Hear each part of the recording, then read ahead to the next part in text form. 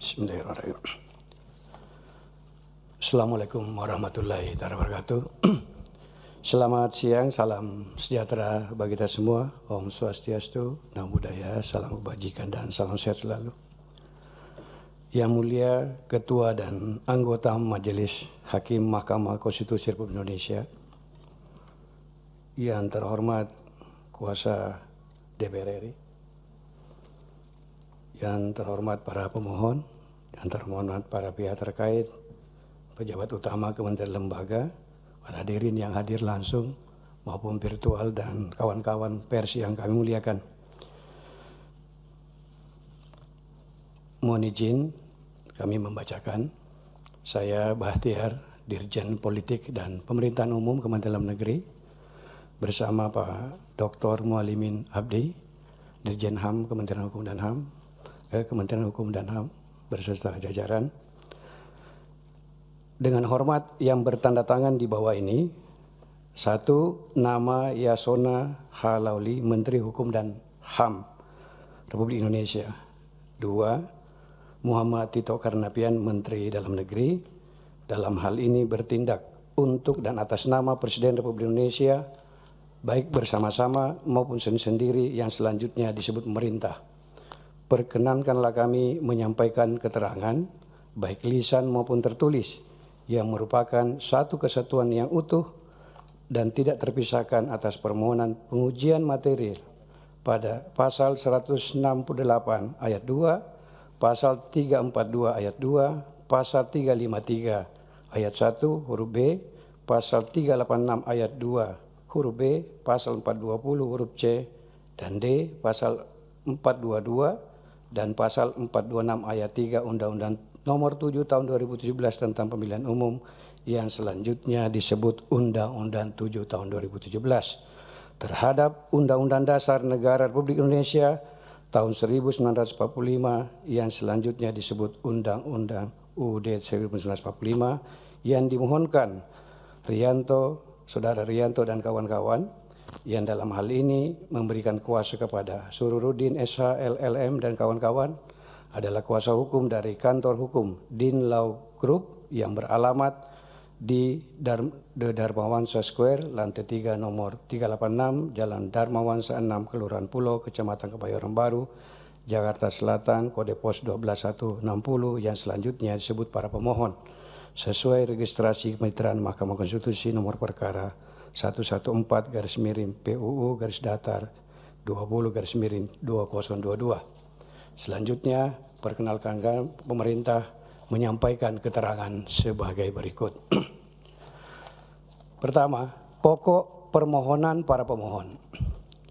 Bahwa menurut para pemohon, ketentuan pasal 168 ayat 2, pasal 342 ayat 2, pasal 353 ayat 1 huruf B, pasal 386 ayat 2 huruf B, pasal 20 huruf C dan huruf D, pasal 422, pasal 426 ayat 3 Undang-Undang 7 tahun 2017 bertentangan dengan ketentuan pasal 1 ayat 1, pasal 18 ayat 3, pasal 19 ayat 1, pasal 22E ayat 3 dan pasal 28D ayat 1 UUD 1945, dan penyelenggaraan pemilu dengan sistem proporsional terbuka menimbulkan beberapa permasalahan, yaitu mengakibatkan kerumitan dalam pelaksanaan pemilu, pemborosan anggaran negara, terjadinya politik uang atau money politik, dan mendorong terjadinya tindak pidana korupsi, pelemahan pelembagaan partai politik, dan menyebabkan masalah-masalah multidimensi.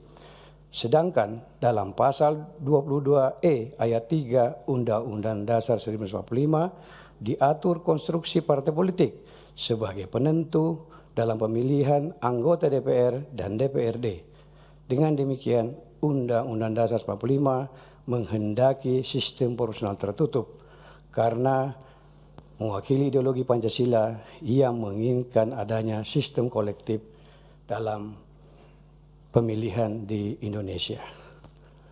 2. Kedudukan para pemohon. Mohon izin yang mulia, kami serahkan sepenuhnya kepada Yang Mulia untuk menilai dan memutuskan.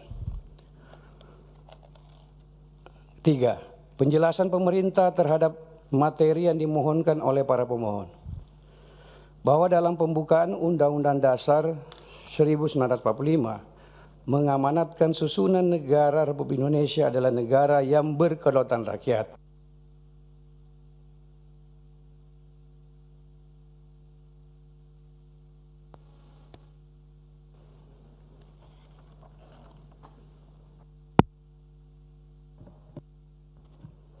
Izin? Izin kami ulangi. Ketiga, penjelasan pemerintah terhadap materi yang dimohonkan oleh para pemohon. Pertama, bahwa dalam pembukaan Undang-Undang Dasar 1945 mengamanatkan susunan negara Republik Indonesia adalah negara yang berkedaulatan rakyat. Dalam pelaksanaannya menganut prinsip kerakyatan yang dipimpin oleh hikmat kebijaksanaan dalam permusyawaratan perwakilan. Maka dibentuklah lembaga perwakilan rakyat yang diharapkan mampu memperjuangkan aspirasi rakyat dalam menegakkan nilai-nilai demokrasi, keadilan dan kesejahteraan rakyat dalam wadah negara kesatuan Republik Indonesia. Dengan demikian, pemerintah dalam menerbitkan peraturan perundang-undangan telah mendapatkan persetujuan DPR terlebih dahulu selaku lembaga perwakilan yang merupakan representasi dari rakyat. 2. Pasal 1 ayat 2 Undang-Undang Dasar 1945 menyatakan kedaulatan berada di tangan rakyat dan dilaksanakan menurut Undang-Undang Dasar. Makna dari kedaulatan berada di tangan rakyat yaitu bahwa rakyat memiliki kedaulatan, tanggung jawab, hak dan kewajiban untuk secara demokratis memilih anggota DPR, DPRD Provinsi, dan DPRD Kabupaten Kota sesuai dengan pilihannya. Pengaturan Undang-Undang 7 tahun 2017 bertujuan agar calon anggota DPR, DPRD Provinsi, dan DPRD Kabupaten Kota dapat memaksimalkan diri dalam melakukan pendekatan dan penyampaian visi misi kepada rakyatnya, pada rakyat pemilihnya, serta mendorong partai politik mengajukan kader-kader terbaik, teruji, dan berkualitas untuk memenangkan kursi. Sehingga rakyat sebagai pemegang kekuasaan tertinggi dalam suatu negara dapat memilih anggota DPR, DPRD Provinsi, dan DPRD Kabupaten Kota yang benar-benar mewakilinya, serta dapat mewujudkan aspirasi rakyat dalam penyelenggaraan pemerintahan dan ketatanegaraan sesuai dengan nilai-nilai Pancasila. 3. Indonesia adalah negara hukum sebagaimana yang tertuang dalam pasal 1 ayat 3 Undang-Undang Dasar 1945, yaitu negara yang di dalamnya terdapat berbagai aspek peraturan perundang-undangan yang bersifat memaksa dan mempunyai sanksi tegas apabila dilanggar. Negara hukum Indonesia adalah negara hukum yang didasarkan pada nilai-nilai Pancasila yang merupakan pandangan hidup dan sumber dari segala sumber hukum. Hukum di Indonesia harus dilandasi dengan semangat menegakkan nilai ketuhanan, kemanusiaan, persatuan, kerakyatan, dan keadilan sebagaimana yang terkandung dalam Pancasila. Dengan demikian, Undang-Undang 7 tahun 2017 adalah salah satu cara untuk mewujudkan kedaulatan rakyat dengan berdasarkan nilai-nilai Pancasila dalam penyelenggaraan pemerintahan dan ketatanegaraan, serta tercapainya cita-cita bangsa Indonesia sebagaimana yang termaktub dalam pembukaan Undang-Undang Dasar 1945. 4. Sila keempat Pancasila berbunyi, kerakyatan yang dipimpin oleh hikmat kebijaksanaan dalam permusyawaratan perwakilan yang tertuang dalam pokok pikiran ketiga pembukaan Undang-Undang Dasar 1945. Kedaulatan itu berdasarkan atas kerakyatan, permusyawaratan, dan hikmat kebijaksanaan. Artinya, demokrasi Indonesia mengandung ciri kerakyatan, daulat rakyat, permusyawaratan, kekeluargaan, dan hikmat kebijaksanaan, orientasi etis. Model demokrasi apapun, baik prosedural, agregatif, deliberatif, parsipatoris, mayoritarian, ataupun konsensus, selalu membutuhkan lembaga perwakilan untuk mewujudkannya. 5. Bahwa tidak ada kata demokrasi dalam Pancasila. tapi cita kerakyatan, cita permusyawaratan, dan cita hikmah kebijaksanaan jelas-jelas menunjukkan nilai-nilai pokok demokrasi yang dikehendaki para pendiri Republik ini. Dengan demikian, tidak ada kata demokrasi dalam naskah asli Undang-Undang 45, namun penggunaan kata kedaulatan rakyat dalam pasal 1 Undang-Undang Dasar 1945 mempertegas pilihan para pendiri Republik untuk menempuh jalur demokrasi.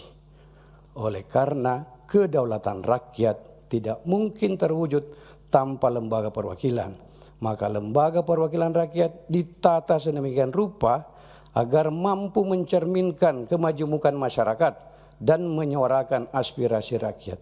Disinilah arti penting kata perwakilan dalam sila keempat Pancasila, bahwa cita kerakyatan, cita permusyawaratan, dan cita hikmah kebijaksanaan tidak terwujud tanpa adanya orang-orang yang mewakili rakyat yang duduk di lembaga perwakilan rakyat. Dengan demikian, meskipun kata pemilihan atau pemilihan umum tidak muncul dalam naskah asli Undang-Undang 45, namun kata-kata tersebut disampaikan berulang kali oleh para pendiri Republik Indonesia dalam membahas dasar negara dan konstitusi negara. Sebab tanpa pemilihan atau pemilihan umum, tidak mungkin rakyat bisa mengirimkan wakil-wakilnya untuk duduk pada lembaga pemerintahan.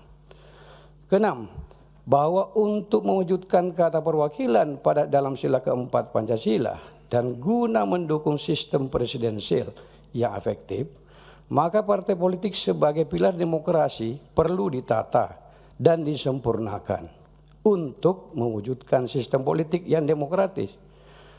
Partai politik mewujudkan dua hal utama paling tidak, yaitu pertama, membentuk sikap dan perilaku partai politik yang terpola atau sistemik sehingga terbentuk budaya politik yang mendukung prinsip-prinsip dasar sistem demokrasi. Hal ini ditunjukkan dengan sikap dan perilaku partai politik yang memiliki sistem seleksi dan rekrutmen keanggotaan yang memadai serta mengembangkan sistem pengkaderan dan kepemimpinan politik yang kuat.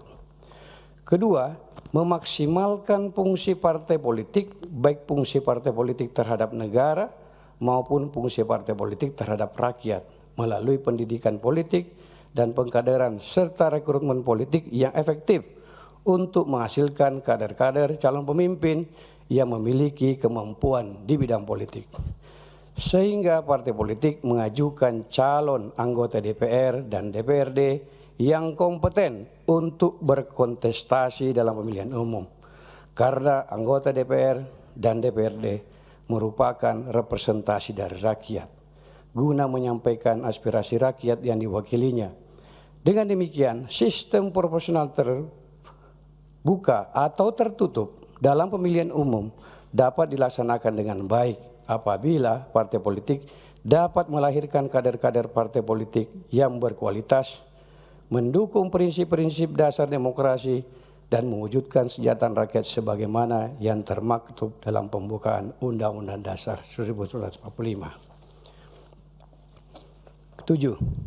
Amanat Undang-Undang Dasar 1945 dalam pasal 22E ayat 2 menyatakan bahwa penyelenggaraan pemilihan umum masyarakat memilih anggota DPR, Dewan Perwakilan Rakyat, Dewan Perwakilan Daerah, Presiden dan Wakil Presiden, dan Dewan Perwakilan Rakyat Daerah, meskipun para calon anggota DPR dan DPRD dan calon presiden sebagaimana dimaksud pasal 22E ayat 3 disiapkan oleh partai politik peserta pemilihan umum. 8. Pasca amandemen ketiga Undang-Undang Dasar 1945 yang ditetapkan pada tanggal 9 November 1999, pasal 1 ayat 2 Undang-Undang Dasar 1945 menyatakan kedaulatan berada di tangan rakyat yang dilaksanakan menurut Undang-Undang Dasar. Makna kedaulatan rakyat adalah dilaksanakannya pemilihan legislatif dan presiden secara langsung sebagai perwujudan kedaulatan rakyat. Maka DPR dan pemerintah mengubah sistem pemilihan umum pasca reformasi untuk pertama kalinya pemilihan umum dilakukan secara langsung, baik itu dalam memilih calon presiden dan wakil presiden serta memilih anggota DPR dan DPRD yang dilaksanakan dalam pemilihan umum tahun 2004 sampai dengan pemilihan umum tahun 2019 sebagaimana diatur dalam pasal 6 ayat 1 Undang-Undang Nomor 12 Tahun 2003 tentang pemilihan umum anggota Dewan Perwakilan Rakyat, Dewan Perwakilan Daerah, dan Dewan Perwakilan Rakyat Daerah yang menjadi dasar pelaksanaan pemilihan umum tahun 2004 yang menyatakan bahwa pemilu untuk memilih anggota DPR, DPRD Provinsi, dan DPRD Kabupaten Kota dilaksanakan dengan sistem proporsional dengan daftar calon terbuka. 9. Bahwa pengaturan sistem proporsional terbuka dalam Undang-Undang 7 tahun 2017 merupakan pelaksanaan putusan Mahkamah Konstitusi nomor 22 garis datar 24 garis miring PUU garis miring 6 Romawi garis miring 2008 tanggal 23 Desember tahun 2008 yang pada prinsipnya menyatakan bahwa pemilu untuk memilih anggota DPR, DPRD Provinsi, dan DPRD Kabupaten Kota dilaksanakan dengan sistem proporsional terbuka. Dengan demikian adanya keinginan rakyat untuk memilih wakil-wakilnya yang diajukan oleh partai politik dalam pemilu sesuai dengan kehendak dan keinginannya dapat terwujud. Harapan agar wakil yang terpilih tersebut juga tidak hanya mementingkan kepentingan partai politik, tetapi mampu membawa aspirasi rakyat pemilih. Dengan sistem proporsional terbuka, rakyat secara bebas memilih dan menentukan calon anggota legislatif yang dipilih, maka akan lebih sederhana dan mudah ditentukan siapa yang berhak terpilih, yaitu calon yang memperoleh suara atau dukungan rakyat paling banyak.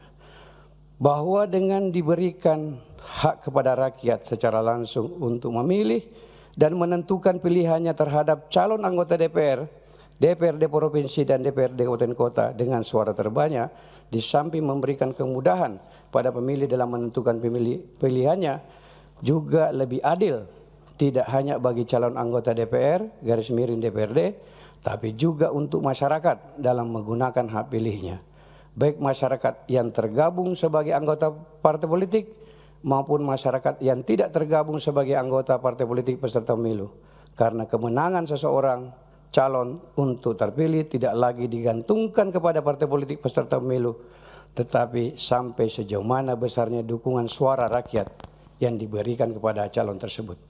Dengan demikian, berdasarkan putusan Mahkamah Konstitusi nomor 22 garis datar 24 garis miring PU garis datar Romawi 6 garis miring 2008, sistem proporsional terbuka dianggap sebagai sistem terbaik dalam penyelenggaraan pemilu dengan one man, one vote, one value. 10. Bahwa argumentasi dan pandangan para pemohon yang menyatakan praktek penyelenggaraan pemilu dengan sistem proporsional terbuka dianggap telah mengkerdilkan organisasi partai politik dalam menentukan seleksi calon legislatif, membuat daftar nomor urut calon legislatif, sekaligus menentukan siapa calon legislatif yang layak dipilih dalam pemilu. Mohon izin, anggapan para pemohon tersebut kuranglah tepat karena dalam sistem proporsional tertutup maupun sistem proporsional terbuka, tetaplah partai politik yang menentukan seluruh daftar calon legislatif di setiap daerah pemilihan. Bedanya, dalam sistem proporsional tertutup, calon legislatif tidak dicantumkan dalam surat suara, sedangkan sistem proporsional terbuka memuat tanda gambar partai politik dan nama-nama calon legislatif pada surat suara. Sistem proporsional terbuka tidak mengurangi hak partai politik dalam menentukan seleksi calon legislatif, dan membuat daftar nomor urut calon legislatif. Meskipun calon legislatif merupakan perorangan, meskipun calon legislatif merupakan perseorangan, tetapi tetap bernaung dalam partai politik sebagaimana yang diatur dalam ketentuan pasal 241 ayat 1 dan ayat 2 Undang-Undang 7 tahun 2017 yang menyatakan bahwa partai politik peserta pemilu melakukan seleksi bakal calon anggota DPR, DPRD provinsi dan DPRD kabupaten kota, serta seleksi bakal calon dilakukan secara demokratis dan terbuka sesuai dengan anggaran dasar, anggaran rumah tangga, dan atau peraturan internal partai politik peserta pemilu. Sehingga partai politik memiliki kewenangan penuh dalam menentukan seleksi calon legislatif dan membuat daftar nomor urut calon legislatif, termasuk menentukan siapa calon legislatif yang layak dan dipilih, yang juga merupakan kader terbaik partai yang telah diseleksi oleh partai. Namun demikian, dalam hal siapa yang akan terpilih menjadi anggota legislatif tentu diserahkan pada pemilih, mengingat baik dalam sistem proporsional tertutup maupun dalam sistem proporsional terbuka, karena merupakan pemilihan langsung, one man one vote, one value, maka yang menentukan calon legislatif terpilih adalah para pemilih pada setiap daerah pemilihan. Hal tersebut sesuai dengan asas pemilihan umum yang bersifat langsung, umum, bebas, rahasia, jujur, dan adil dalam menentukan pilihannya berdasarkan pasal 22E ayat 2 Undang-Undang Dasar 1945 bahwa pemilihan umum diselenggarakan untuk memilih anggota Dewan Perwakilan Rakyat, Dewan Perwakilan Daerah, Presiden dan Wakil Presiden, dan Dewan Perwakilan Rakyat Daerah. Yang mulia mohon izin kami lanjutkan. 11. Bahwa perbedaan sistem proporsional terbuka dan sistem proporsional tertutup diakui mewarnai dalam setiap pembahasan dan dialog baik di dalam parlemen maupun di luar parlemen selama pembahasan Undang-Undang Pemilihan Umum, termasuk selama pembahasan Undang-Undang 7 tahun 2017.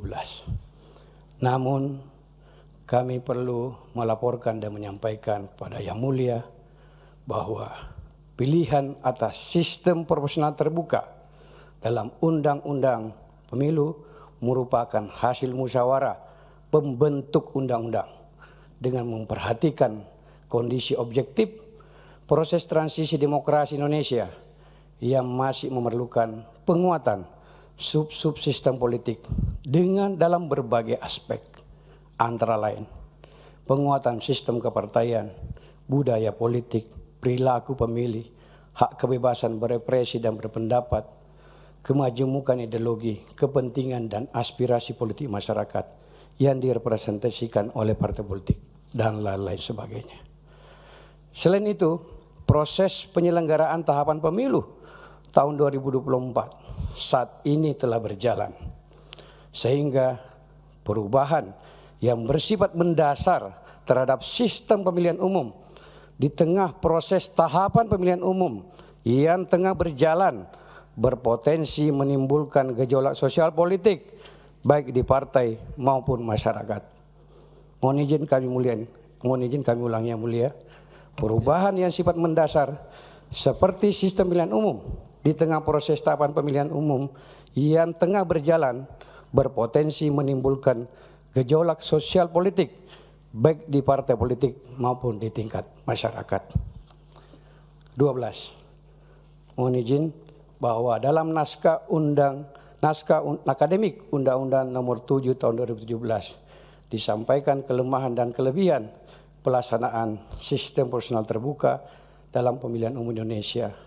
Mohon izin dianggap sudah dibacakan. Kami baca saja pada bagian akhir angka 12 bahwa berdasarkan hal-hal tersebut di atas, untuk mendapatkan sistem pemilihan legislatif yang ideal di masa yang akan datang, maka yang perlu dilakukan adalah memperbaiki sistem pemilihan dengan mencari alternatif yang dapat mengurangi kelemahan dalam sistem proporsional tertutup dan juga sistem proporsional terbuka pada pemilu-pemilu sebelumnya. 13. Bahwa dalam ketentuan pasal 22E ayat 3 Undang-Undang Dasar 1945 dinyatakan peserta pemilihan umum untuk memilih anggota Dewan Perwakilan Rakyat dan anggota Dewan Perwakilan Rakyat Daerah adalah partai politik.